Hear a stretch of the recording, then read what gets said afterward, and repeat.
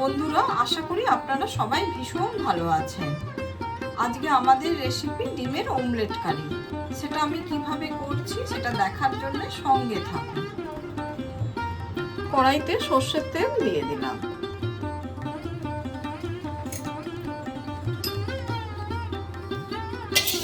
কড়াইতে সর্ষের তেলটা চারিদিকে খুব ভালোভাবে আমরা মিলিয়ে নেব।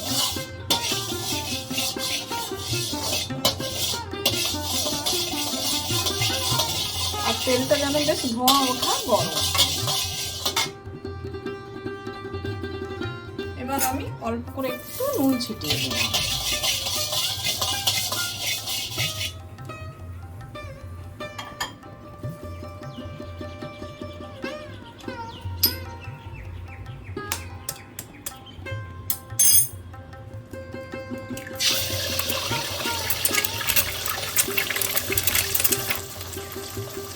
একটু থালাটা যদি আমরা ঢাকা দিয়ে দিই তাহলে কিন্তু আরো তাড়াতাড়ি হয়ে যাবে অমলেট।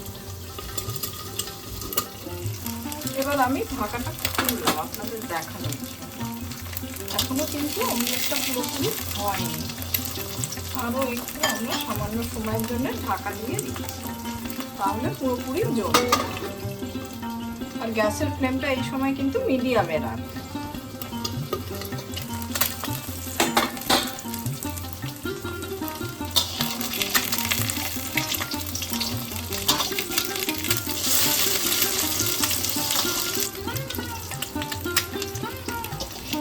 এবার এটা কিন্তু ভাজা হয়ে গেছে, আমি তুলে নিচ্ছি। এখনো কড়াইতে তেল আছে, তাই আমি আরো আরেকটা ডিম ভেঙে দিয়ে দিচ্ছি।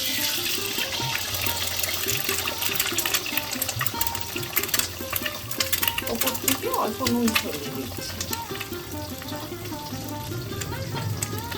ওই একইভাবে আমরা ঢাকা দিয়ে দেবো, তাহলে কিন্তু খুব তাড়াতাড়ি হয়ে যাবে। এই অমলেটটাও আমাদের ভালোভাবে ভাজা হয়ে গেছে, এবার তুলে নিচ্ছি। ওই কড়াইতে আমি আরো কিছুটা সর্ষের তেল ঢেলে নিলাম।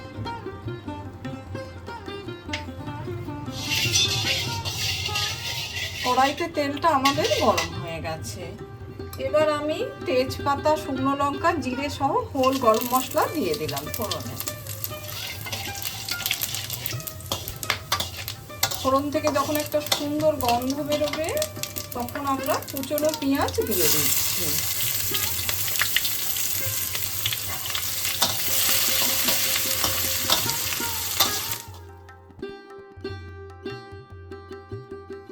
এদিকে পেঁয়াজটা যেই সোনালি রং করে ভাজা হয়ে যাবে তখন আমরা আদা, জিরে, ধনে আর একটা কাঁচা লঙ্কা বাটা দিয়ে দিলাম। খুব বেশি লঙ্কা আমি দিচ্ছি না।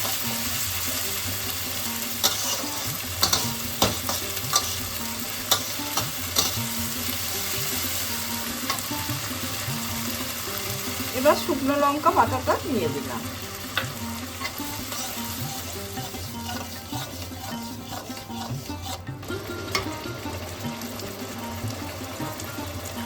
এবার আমি হলুদ দিয়ে দিলাম।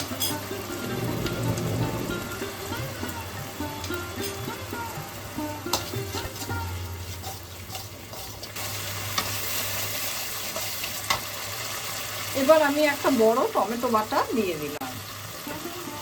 মশলাটাকে কিন্তু খুব ভালোভাবে আমরা কষাবো। পরিমাণ মতো নুন দিয়ে দিলাম।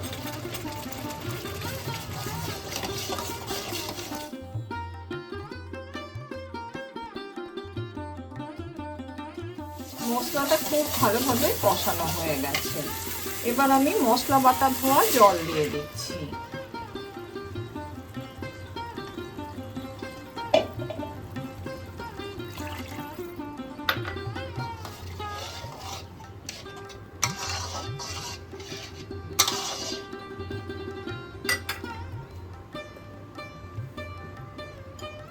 এবার আমি ভেজে রাখা অমলেটগুলো দিয়ে দিচ্ছি।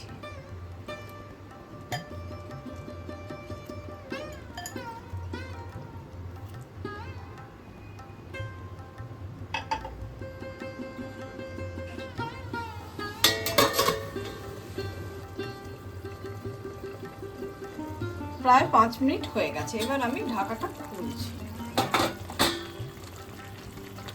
হালকা হাতে একটু নাড়াচাড়া করে দিচ্ছি।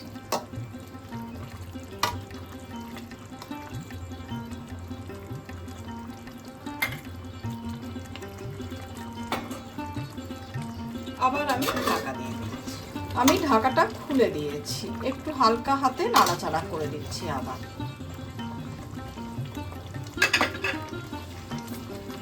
এবার আমি ওপর থেকে একটু রোস্টেড মশলা ছড়িয়ে দিচ্ছি, এর জন্য খেতে কিন্তু বেশি ভালো লাগে। রান্নাটা আমাদের প্রায় হয়েই গেছে। আর যেহেতু আমি ভাতের সঙ্গে খাবো তাই জন্য একটু গ্রেভিটা বেশি রেখেছি, খুব ঘন করলাম না। আপনি যদি রুটি দিয়ে খান সেক্ষেত্রে আরও ঘন করে নেবেন। আমার এই রেসিপিটা যদি আপনাদের ভালো লেগে থাকে লাইক, শেয়ার, কমেন্ট আর সাবস্ক্রাইব করতে ভুলবেন না আমার চ্যানেলটা। রান্নাটা আমার পুরোপুরি হয়ে গেছে, এবার আমি পরিবেশন